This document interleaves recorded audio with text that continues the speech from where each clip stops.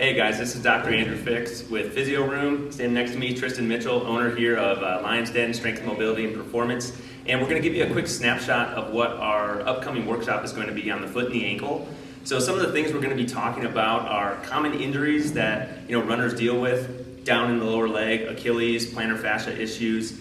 And then we're going to talk about how you can recover or rehab from those things to get back to running pain-free.